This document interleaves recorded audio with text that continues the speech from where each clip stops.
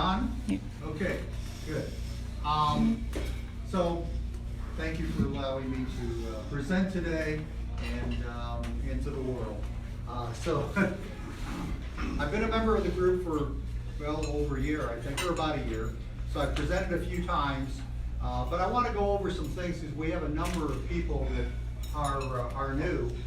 So one of the big questions is, who is Bud? Okay, so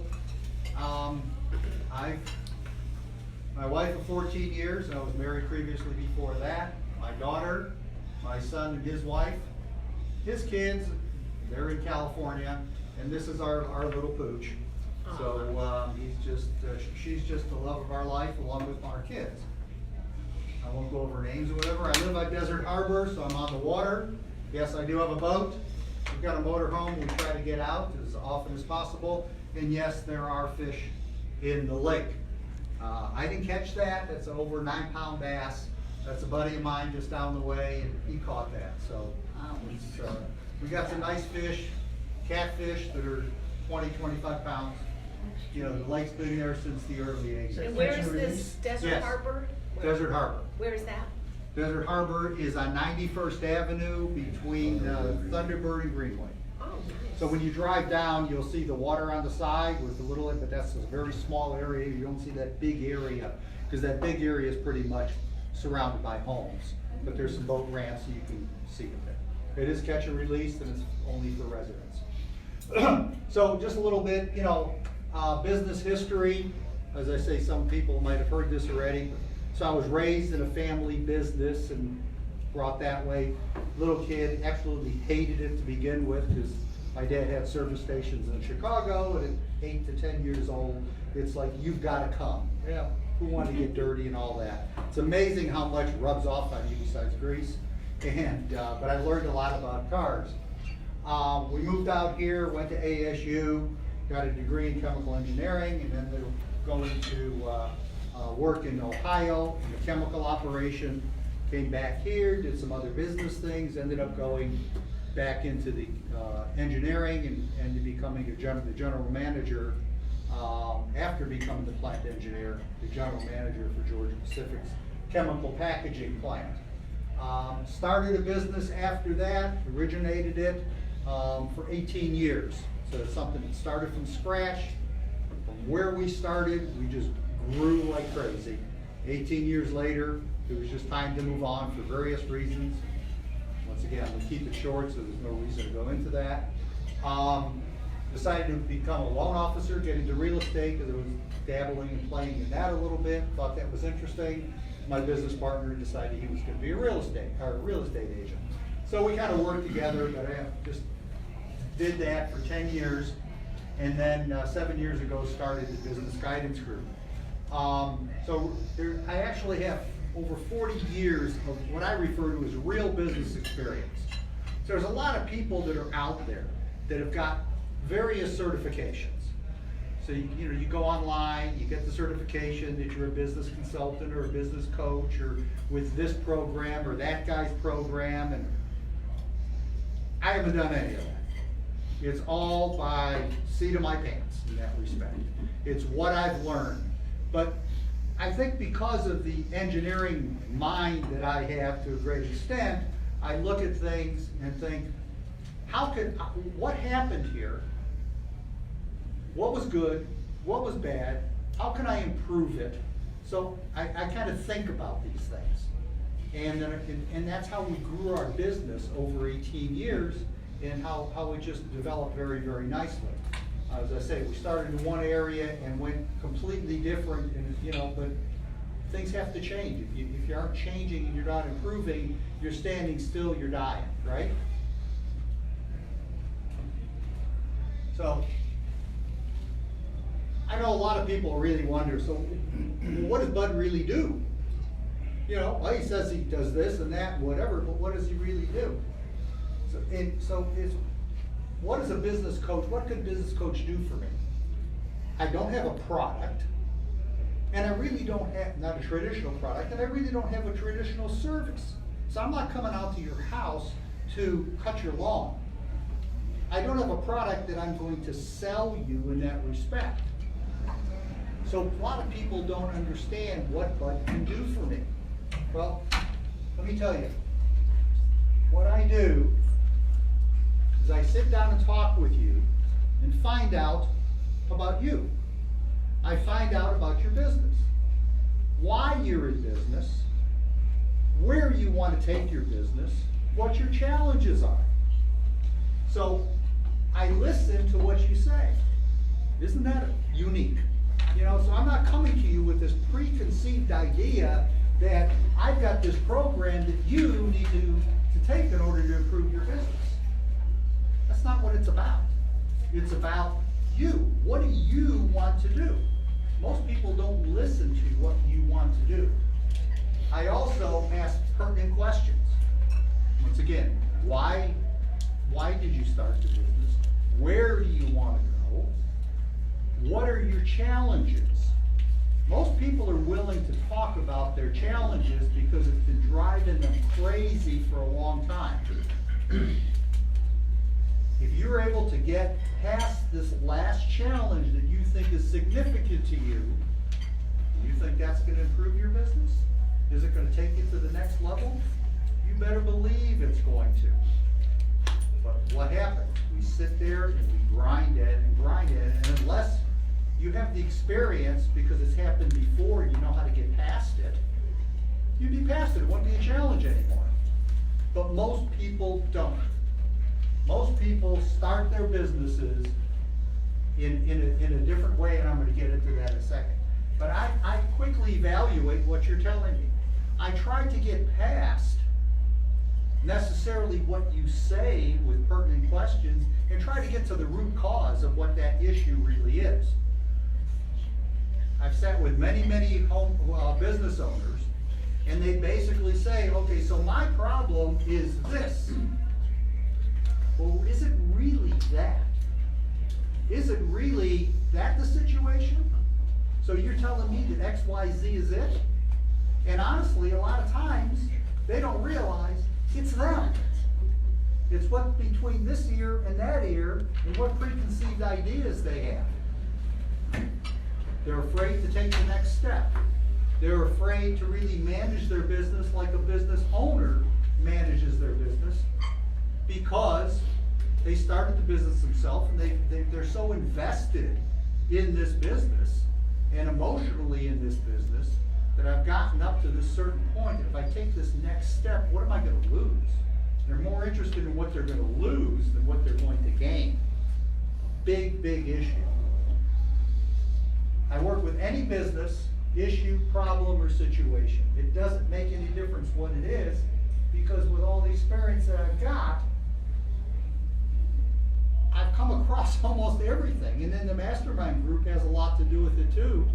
After sitting with people and talking to 10 to 15 people in a group and roundtable discussion situation for over 12 years, 50 times a year, I learn what everybody else tells us about.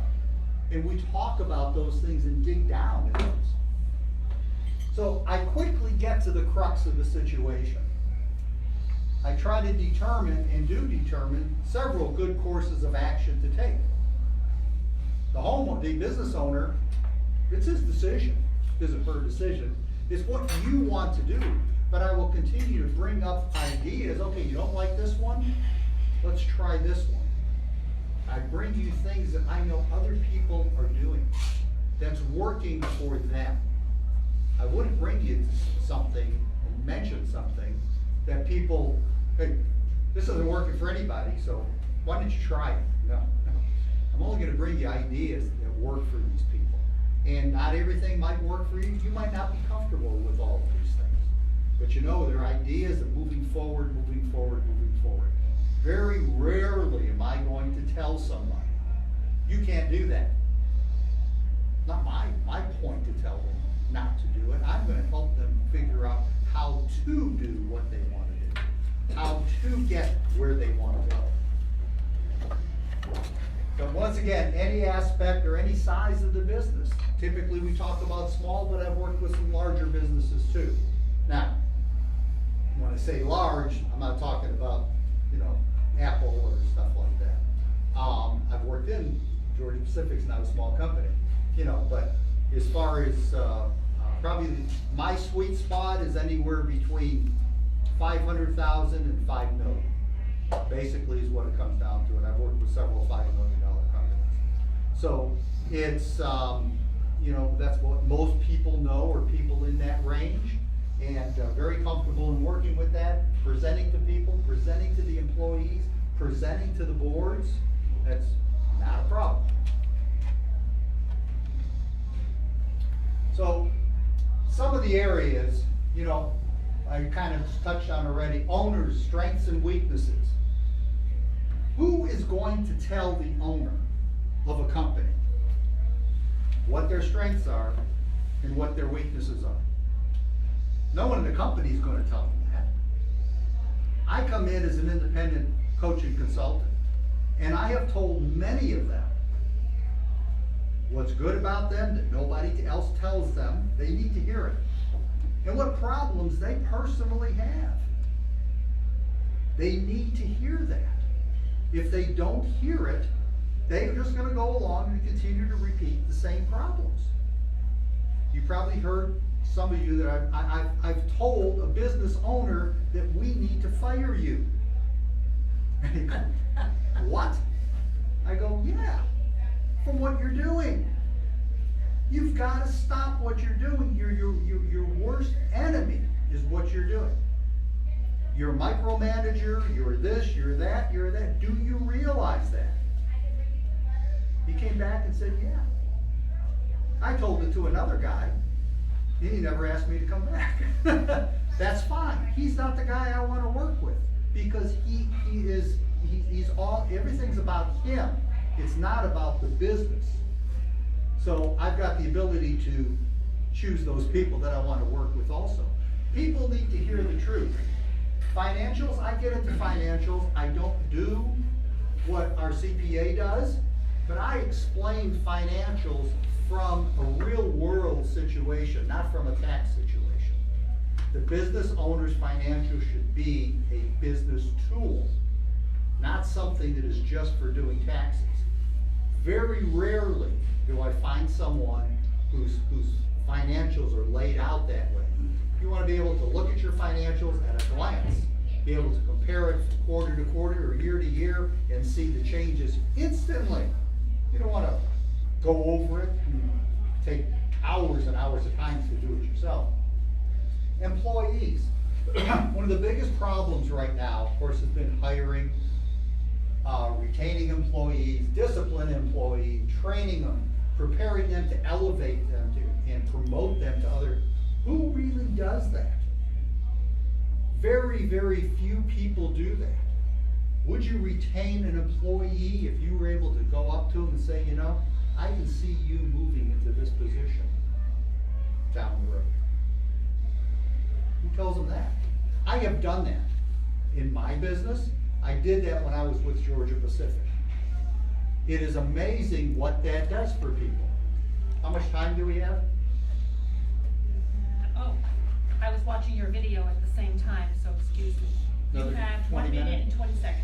Okay. So it goes on, the company culture, leveraging a company's position with vendors, employees, how to prepare a seasonal business, role playing. I role play with the owners when needed. They don't know how to talk to their employee, they don't know how to present, they don't know how to talk to a banker. We role play. And if you want to, they want to, which I've got a couple of them, I've made that presentation or been there with them, with that banker. It's something else that I do. Various customer service, being a secret shopper, I've done that with customer companies. Most businesses start the business because the founder did what they do best. They were the air conditioning person. They were the landscaper. They were this, they honestly, unless they take a lot of education and a lot of time, they don't know about business. They need the help in order to grow that business from the point that they are right now. They run their business by the seat of their pants, not by design. I do this because it just seems like the right thing to do. And I understand that. I work with many companies trying to help them achieve more, achieve what they want to achieve, you know, if you know anyone that would like to achieve more, and it's like, who really wouldn't? They might not openly say that, but who really wouldn't? Just like to sit down and have the opportunity to talk with them and see where they are. These are various different testimonials. I won't get into that because time is out. So, once again, if you know someone that would like to achieve more, in many cases get rapid improvement, just tell them to sit down and talk with me, recommend that they do, give a complimentary consultation, and honestly, there is no obligation. I'm not gonna sit there and say, you gotta do this, Dumbo, you know? It's totally up to them. If they can't see it, and the other thing that I do while we're sitting and talking is I throw out ideas. When they're telling me about the challenges they have, I'm throwing out ideas right then and there. And at some point, they're usually within that hour gonna get that aha moment. Wow, I like that. And they'll usually ask me, so how do we go further? That's how it goes. So, I've got a form. You guys have seen it before. You can pass it around. Any challenges that you have, you wanna sit down and talk, I'd be happy to. I'm an open book. All I wanna do is help. Any questions?